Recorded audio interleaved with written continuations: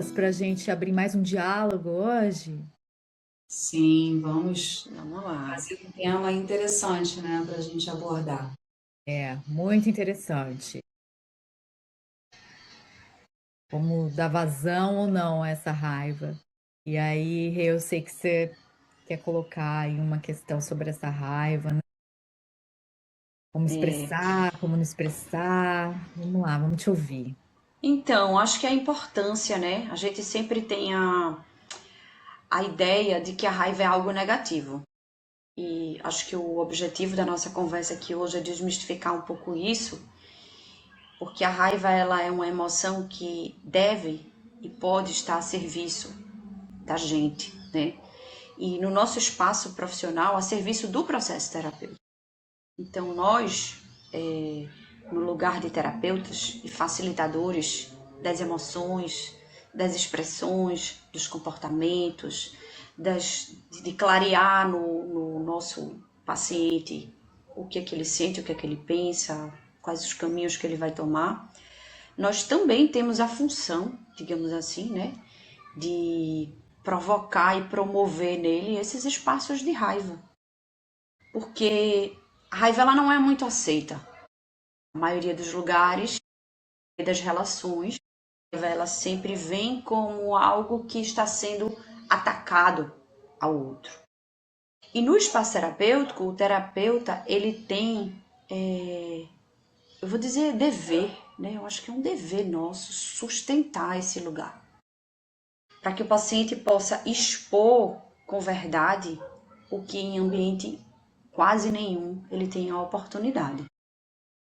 Então eu queria trazer um exemplo falando nesse tema de um paciente que eu tive há alguns anos atrás. Ele era um jovem, ele era um adolescente, e ele veio a contragosto para o processo terapêutico. Ele não queria fazer terapia e ele chegou assim, muito trancado, né, muito fechado, nada disponível para estar naquele ambiente.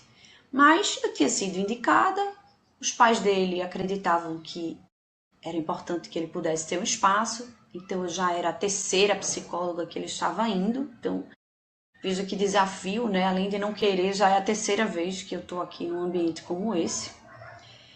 E aquela primeira sessão foi uma sessão de muitas tentativas de extrair dele alguma história, alguma emoção, alguma sensação, e ele absolutamente indisponível. A sessão se encerrou e na segunda semana, mais uma tentativa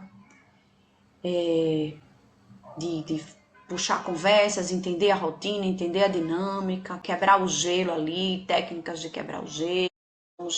Não vamos direto ao ponto, vamos arrodear, né? Construindo a anamnese, entendendo o grupo de amigos, enfim, sem sucesso ainda. Na terceira sessão, eu decidi que eu iria, bom, respeitar, sem tantas intervenções quanto nas sessões anteriores. E eu decidi ali, num determinado momento, pegar um livro na estante do meu consultório. E eu falei para ele, olha, eu vou ler aqui um pouco e quero dizer que eu estou disponível para a nossa conversa, mas se você não se sentir à vontade, nós temos aqui um tempo para passar e podemos usar esse tempo da melhor forma possível para você. E quando eu peguei o livro e comecei a folhear, eu percebi que ele começou a se mexer muito na cadeira, mudar muito de posição, e aquilo trouxe um incômodo. A sensação era que algo estava incomodando. E eu comecei a espelhar, fazendo perguntas. Então, o que você sente quando eu vou ali na estante, pego um livro, num momento nosso aqui, um momento seu, né? Pra gente estar falando sobre a sua história, eu vou acessar isso. E eu percebi que vinha uma sensação de raiva, uma emoção de raiva, mas aquilo não era verbalizado. Essa sessão se finalizou aí nessa tentativa de entender ainda o que o meu comportamento de pegar um livro na estante fez com ele, sem sucesso. Na quarta sessão, ele chegou, a secretária me ligou, disse: seu paciente está aqui. Eu disse: pode mandar ele entrar. Ele chegou e eu me escondi detrás da poltrona, fiquei bem escondidinho. Ele abriu a porta, não viu ninguém, voltou para a recepção. A secretária ligou de novo e perguntou: olha, seu paciente foi até aí e não tinha ninguém na sala. Eu disse: não, tem sim, pode mandar ele voltar. E ele voltou. Isso aconteceu por 3 vezes. Na terceira vez, eu apareci e disse: e eis que a surpresa foi a pior que ele pôde ter. Ele se enfureceu e disse: que palhaçada é essa? Você tá pensando que eu sou o quê? Eu já não quero estar aqui neste lugar e ainda tendo que viver esse tipo de situação? Isso é uma palhaçada, eu tô perdendo meu tempo. Eu chamei ele para dentro carinhosamente, fechei a porta. Dali em diante, a nossa relação mudou. Porque ele pôde expressar uma raiva que estava contida, não porque eu me escondi na cadeira, mas por muitas e muitas outras situações da vida dele que ele não podia colocar para fora. E sustentar como terapeuta dele aquela raiva fez toda a diferença para o processo dele, dali para frente, para que ele pudesse, em outros ambientes, falar e expressar essa raiva contida por tantos e tantos anos, por tantas e tantas situações, em tantas e tantas relações. Então, como é importante que o nosso trabalho como terapeuta possa sustentar emoções que na sociedade são emoções que não podem ser expressas, como a raiva, Uhum.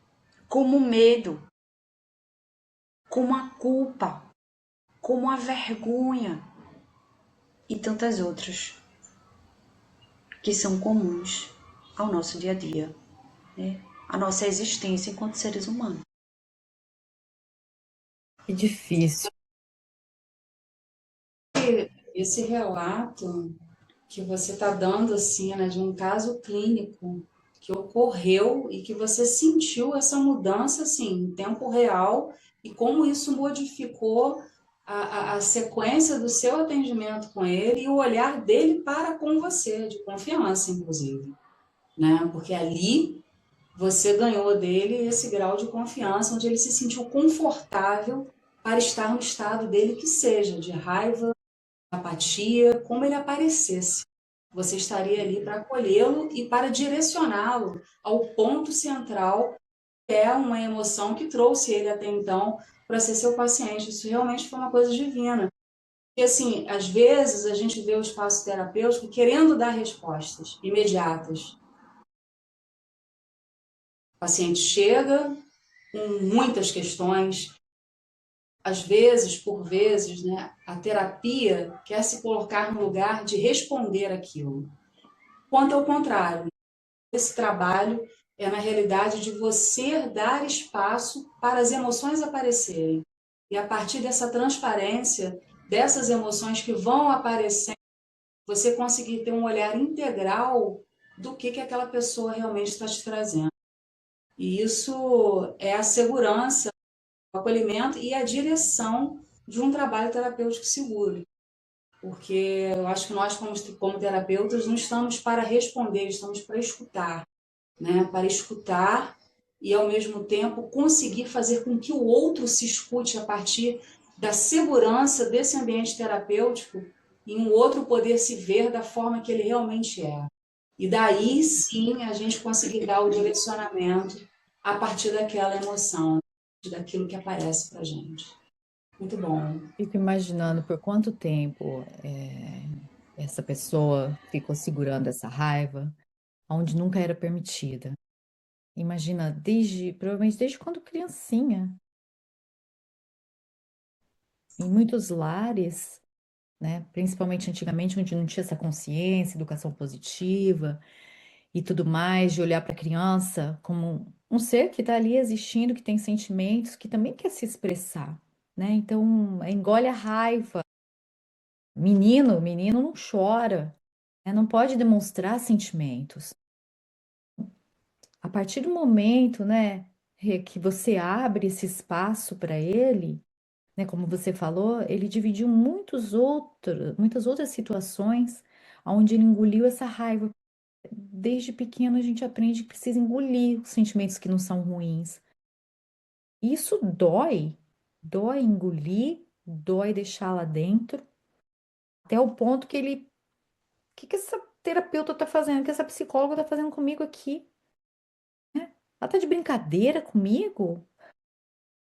Então, nesse sentido, se abriu para ele, permitiu que a raiva aparecesse e acolheu aquela raiva. Normal sentir raiva.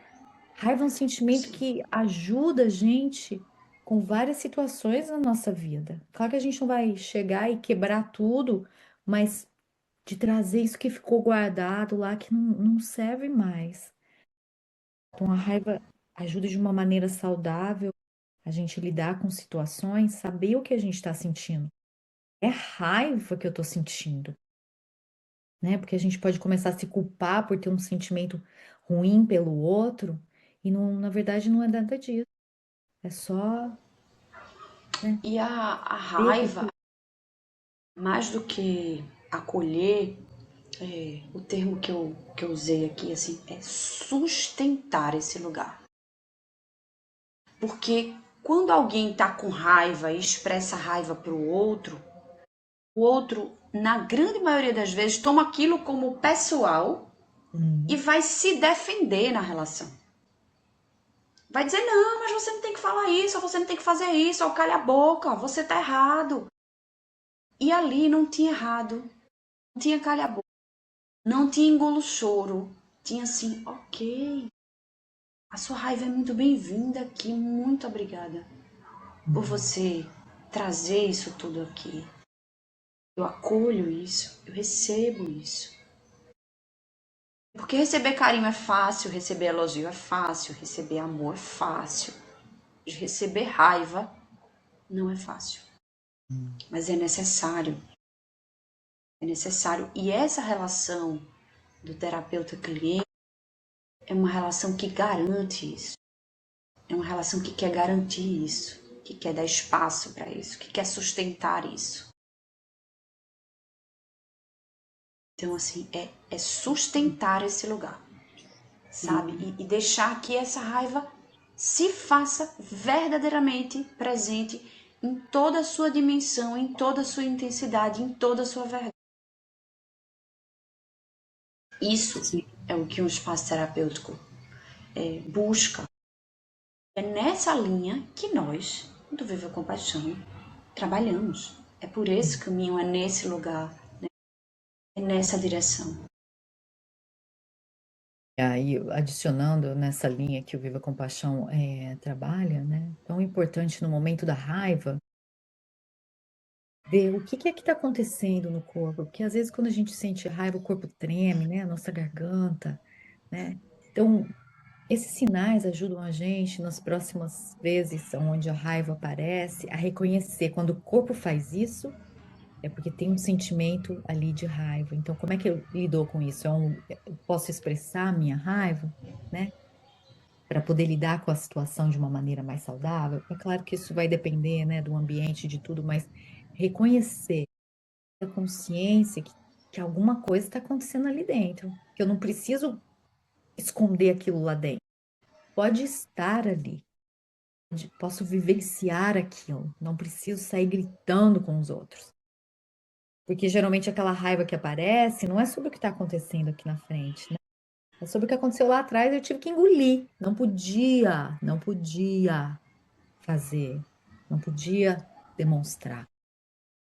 Bom, isso é É. muito potente. Realmente, isso que vocês estão falando, quando a gente está muito num estado crônico de agir sempre de um jeito emocional, ou a gente sempre está na tristeza, ou a gente sempre está na apatia, ou a gente sempre está na fúria, ou a gente sempre está na raiva, com receio de estar oscilando quando essas emoções têm o lugar certo, na hora de aparecer da forma correta. Então a gente se priva dessas emoções e fica sempre num grau emocional, enquanto que na terapia ela tem esse espaço de sustentar, como a Rio falou, aquela emoção que vem, porque a partir desse momento de sustentar aquela emoção, ela consegue se visualizar com diversas emoções, né? Com a tristeza, Uhum. com a raiva, com, com a tia, e aí sim inicia-se um processo terapêutico. E que tá tudo bem, né? Tá tudo bem ter todos Tá esses tudo bem. sentimentos, né? E aprender como regular o nosso sistema nervoso para poder estar com todos eles e não ter que reagir toda hora de uma maneira que não cabe ao ambiente, ter que guardar lá dentro, colapsar, lutar, diferentes estágios aí do sistema nervoso. Alguma de vocês quer acrescentar mais alguma coisa? Mas eu acho que a gente cobriu muito Eu acho que chão é aqui. isso. Acho que é, Que venham as raivas, os medos, as culpas. Estamos aqui. Estamos aqui, somos seres exatamente. humanos e são sentimentos completamente normais, né, que nos ajudam. Ah, então tá joia. Então vamos terminar por aqui. A gente se vê no próximo episódio. Lembrando que a equipe do Viva Compaixão, que é formada por nós três, duas terapeutas e que é a psicóloga, a gente realiza atendimentos individuais. Então, se você está interessado no atendimento individual para lidar com seus sentimentos de raiva, de culpa, o que seja, a gente está aqui para sustentar, a gente está aqui para abrir espaço para ouvir.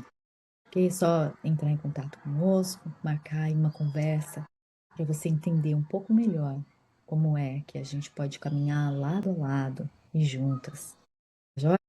Então, até o próximo episódio. Tchau, tchau.